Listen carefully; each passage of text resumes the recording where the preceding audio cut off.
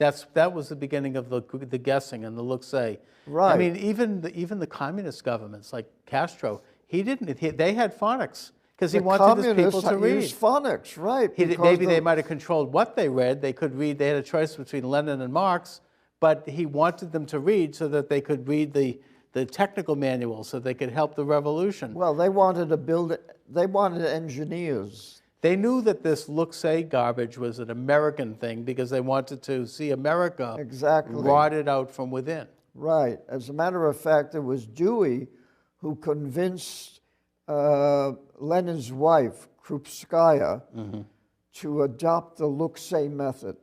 And they used that in the primary schools of Russia during the early years of the revolution. And the results were as miserable as you would expect. Sure. And so the communists, the Central Committee of the Communist Party put a halt to it, got rid of that method, and went back to the traditional phonics method.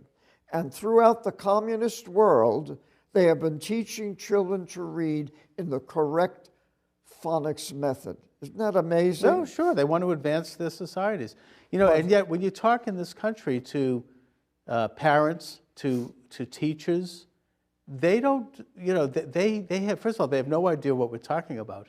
They say the usual refrain is, well, every child learns differently. Yeah. You know, that's the usual refrain. And I think a lot of them who are taught at teachers' colleges, particularly the Columbia University School of Teaching, which is completely controlled by the change agents, they've been told this by the people who have been placed in that school, that somehow, you know, phonics isn't for everybody.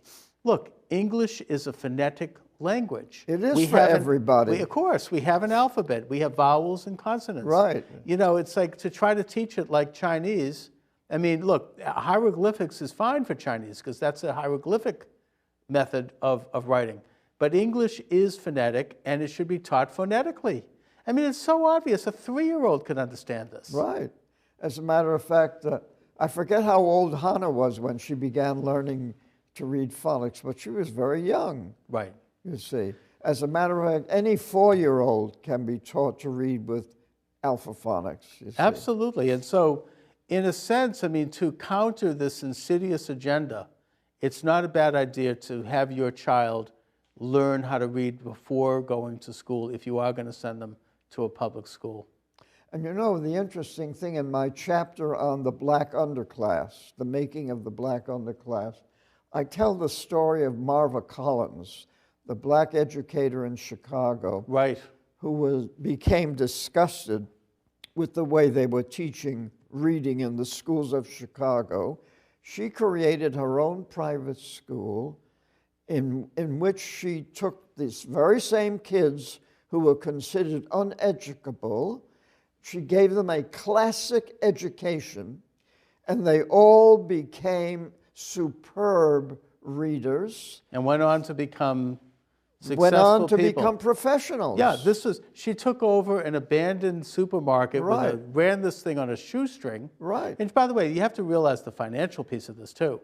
By having dysfunctional children in schools, all the educrats and their huge billion-dollar grants, they make a lot of money on it. Anyway, Sam, we're going to take a brief commercial break shortly. Okay. Again, my guest is Dr. Samuel L. Blumenfeld, and Sam is the author of a good shelf of books, but the most recent one is Crimes of the Educators, published by WND Books. Hold that up, Sam. Crimes of the Educators. Thank you very much.